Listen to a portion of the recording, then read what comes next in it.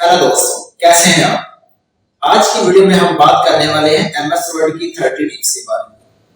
ये टिप्स आपको MS word में प्रोफेशनल बना सकती हैं। आपने इन 30 टिप्स को अच्छे से वॉच करना है और एंड तक वॉच करना है। उससे पहले आप चैनल को सब्सक्राइब कर लीजिए, वीडियो को लाइक कीजिए, शेयर कीजिए और बेल आइकन भी प्रेस कर दीजिए।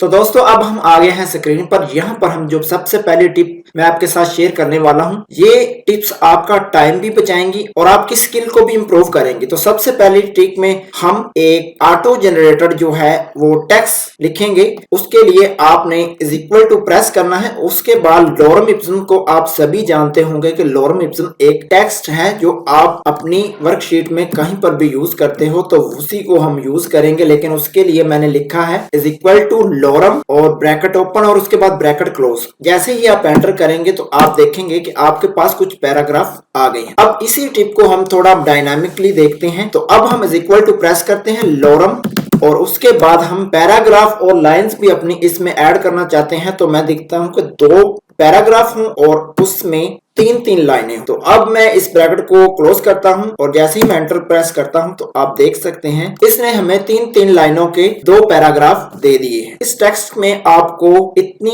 वर्सटैलिटी और इतना डायनामिक वे नहीं मिलेगा, लेकिन आपको अगर एक बेहतरीन पैराग्राफ चाहिए तो उसके लिए आपने कीबोर्ड से इज इक्वल टू प्रेस करना है और उसके बाद आपने रैंड लिखना है, RAND rand, bracket open bracket close. जैसे ही आप प्रेस करेंगे तो आप यहाँ पर अब जो पैराग्राफ देख सकते हैं वो एक बहुत ही कंपैरेटिवली बेटर और अंडरस्टैंडेबल पोजीशन में आपको मिलेगा। इसको आप किसी भी अपने प्रोजेक्ट में यूज करते हैं, ये आपको विंडोज में भी मिलेगा और वर्ड में भी मिलेगा। अब इसी फार्मूले में भी आप पैराग्राफ और लाइंस भी डिफाइन कर सकते हैं। तो यहाँ पर अब मैं लिखता हूँ रैंड और रैंड के बाद में ब्रैकेट ओपन 2 पैराग्राफ्स और उसके बाद 2 लाइंस लिख के मैं इसको ब्रैकेट क्लोज करता हूं और उसके बाद एंटर प्रेस करता हूं। जैसे ही मैं एंटर प्रेस करता हूं आप देख सकते हैं कि इस वक्त मेरे पास 2 लाइनों के 2 पैराग्राफ आ गए हैं। तो दोस्तों अभी हमारे पास एक डाटा आ गया है। इसी डाटा को हम जांचना चाहते हैं कि आखिर इसके स्टैट्स कैसे हैं और ये कितने पैराग्राफ कितनी लाइंस पर मुहित है। तो इसके लिए हमें सबसे पहले फाइल मेन्यू में जाना होगा,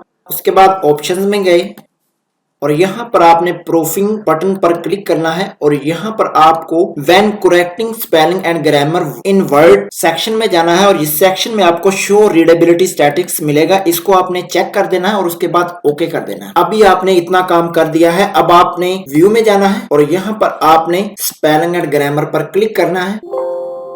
spelling and grammar check is complete, okay. और देन ये आपके पास एक न्यू टैब ओपन हुआ है रीडेबिलिटी स्टैटिक्स का। तो यहाँ पर आप words, character, paragraph, sentences, sentence पर पैराग्राफ, वर्ड पर सेंटेंस, कैरेक्टर पर वर्ड, फ्लैश रीडिंग, फ्लैश किनकट, पैसिव सेंटेंस एटसेट्रा, आपको सारी डिटेल्स यहाँ पर मिल जाएंगी जो कि आपके पैराग्राफ के लिहाज से आपको पता चल जाएगा कि आपका जो डॉक्यूमेंट है वो कितना अच्छा लिखा गया है, उसमें क्या कमियां कोताहियां हैं जो आप दूर कर सकते हैं। ओके कीजिए।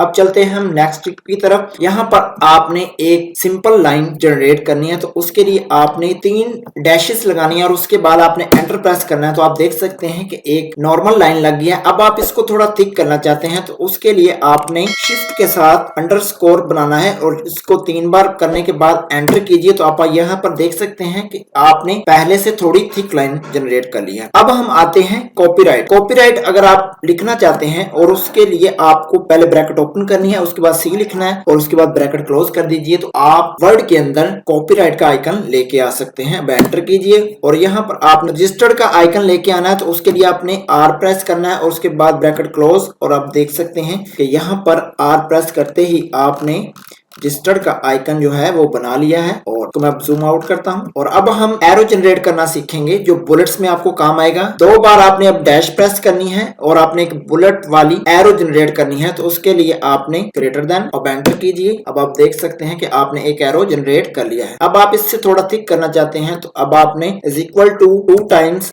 देना है और उसके बाद ग्रेटर देन एंटर कीजिए। अब आप देख सकते हैं कि पहले से आपने थोड़ा थिक दे दिया है इसको। अब हम चलते हैं एक बहुत ही इंपॉर्टेंट टिप की तरफ। यहाँ पर हम टेबल ड्रा करना सीखेंगे। तो यहाँ पर आप सबसे पहले प्लस प्रेस कीजिए, शिफ्ट के साथ प्लस और उसके बाद आपने डैशेस लगानी है जितने आपको फासले पे नेक्स्ट कॉलम चाहिए। तो उसके लिए मुझे फिर प्लस और उसके बाद फिर डैश और उसके बाद फिर से प्लस और उसके बाद फिर से डैशेस और उसके बाद फिर से प्लस और उसके बाद फिर से डैशेस और यहाँ पर फिर से आपने प्लस देना है और अब आपने सिंपल एंटर प्रेस करना है। तो आप देख सकते हैं कि आपके पास एक टेबल बन के आ गया है। अब आप इसमें मजीद रोज और ऐड करना चाहते हैं तो ये प्लस पर क्लिक करते जाइए, आप मजीद रोज भी ऐड कर सकते हैं। अभी हम जल्दी जल्दी इसमें थोड़ा डाटा फिल कर लेते हैं, जैसा कि ये हमारा ए है और ये बी है और ये हमारा सी है और ये हमारा टोटल है। तो यहाँ पर मैं कुछ फिगर्स लिख देता हूँ जल्दी जल्दी। टेबल हमारा बन गया है। अब हम वर्ड में कैलकुलेशंस करना भी सीखेंगे, तो उसके लिए आपने कंट्रोल F9 की प्रेस करनी है। जैसे ही आप कंट्रोल F9 की प्रेस करेंगे, यहाँ पर आपने इज इक्वल लिखना है और यहाँ पर आपने फार्मूला लिखना है सम। अब मैंने लेफ्ट साइड के सारे फिगर्स का सम करवाना है, तो मैंने लेफ्ट लिखना है यहाँ पर और यहाँ पर आप जैसे ही हमने F9 की प्रेस की तो उसके बाद आप देख सकते हैं कि 51 जो है हमारे पास रिजल्ट सामने आया है। ऐसे ही आप कंट्रोल F9 के साथ फार्मूला ओपन कर सकते हैं। उसके बाद आप इज इक्वल टू और उसके बाद सम और उसके बाद लेफ्ट राइट अबव बिलो, ऐसे आप कोई सा भी फार्मूला यूज कर सकते हो। तो नेक्स्ट हम डायलॉग बॉक्स की मदद से सीखने वाले हैं। तो उसके लिए आपने लेआउट में जाना है, टेबल टूल के लेआउट में। उसके बाद आपने क्लिक करना है किसी भी सेल में, फार्मूला पे क्लिक करना है और यहाँ पर आपको ऑलरेडी एक शो कर रहा है कि सम अबव। हम सम अबव नहीं करना चाहते, हम लेफ्ट करना चाहते हैं। तो लेफ्ट पे क्लिक टिक कीजिए, ओके कर दीजिए। अब देख सकते हैं कि 106 जो है इस वक्त हमारा आंसर आया है। अब हम दो सेल्स को प्लस करके देखते हैं। उसके लिए आपने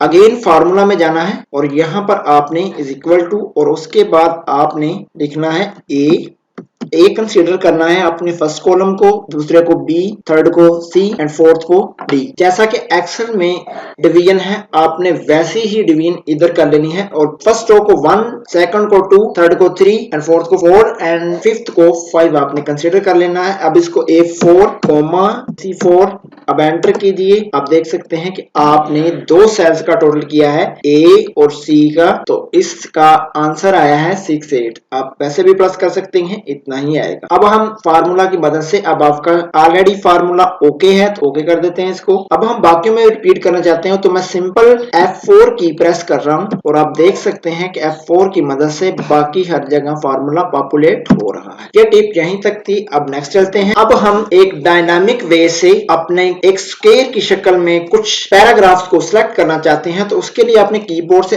Alt की प्रेस करनी है सबसे पहले और उसके बाद आपने माउस को ड्रैग करना है। जैसे ही आप ड्रैग करेंगे तो आप देख सकेंगे कि एक स्क्वायर की शक्ल का ड्रॉप बन जाएगा। अब इसके बाद आपने इसको फॉर्मेट करना है, कॉपी करना है, पेस्ट करना है। आप जो भी करना चाहते हैं आप किसको कर सकते हैं। पहले हमने सीखा कि हम टेबल में कैलकुलेशंस कैसे कर सकते हैं। अगर आप सिंपली कैलकुलेट करना चाहते हैं तो वो कैसे करेंगे, तो उसके लिए आपने मोर कमांड्स में जाना है, ऑल कमांड्स, और यहाँ पे आपने कैलकुलेट सर्च करना है और उसके बाद ऐड कर दीजिए, ओके कर दीजिए। अब यहाँ पर मैं कुछ लिखता हूँ 25 प्लस